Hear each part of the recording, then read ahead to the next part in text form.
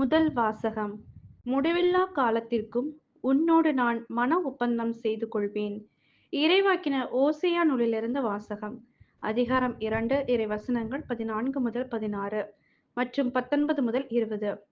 ஆண்டவர் கூறுவது: நான் இஸ்ரவேலை நயமாக கவர்ந்தெழுப்பேன், பாலை நிலத்துக்கு அவளை கூட்டிப் போவேன்.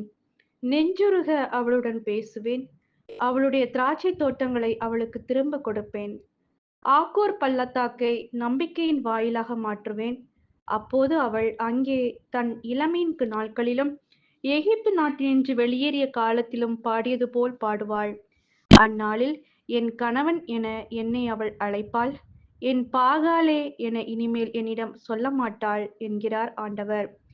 இஸ்ரவேல், முடிவில்லா காலத்திற்கும் உன்னோடு நான் மன ஒப்பந்தம் செய்து கொள்வேன்.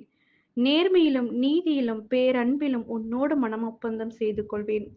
மாறாத அன்புடன் உன்னோடு மன ஒப்பந்தம் செய்து கொள்வேன். ஆண்டவராம் என்னை நீயும் அறிந்து கொள்வாய். இது ஆண்டவரின் அருள்வாக்கு. இறைவா உமக்கு நன்றி. நற்செய்தி வாசகம்.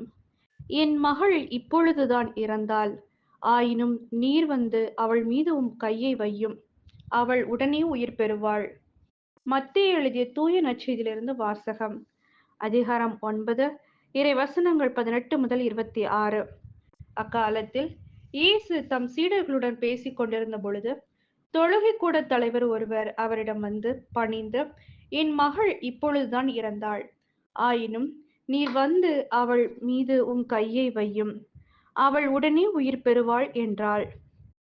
இயேசு எழுந்து அவர் பின்னே சென்றார்.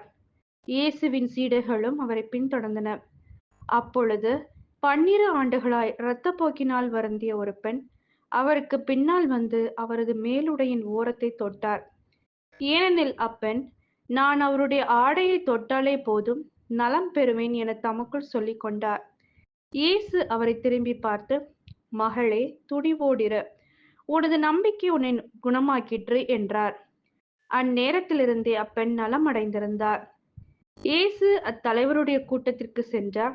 அங்கே குழல் ஊதுவோரையும் கூட்டத்தினர் அமளியையும் கண்டனர். அவர், விலகிப் போங்கள், சிறுமி இறக்கவில்லை, உறங்குகிறாள் என்றார். அவர்களோ அவரை பார்த்து நகைத்தார்கள்.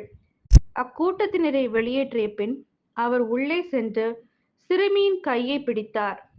அவளும் உயிர் பெற்று எழுந்தாள். இச்செய்தி அந்நாடெங்கும் பரவியது. இது கிறிஸ்துவின் நற்செய்தி. கிறிஸ்துவே உமக்கு புகழ்.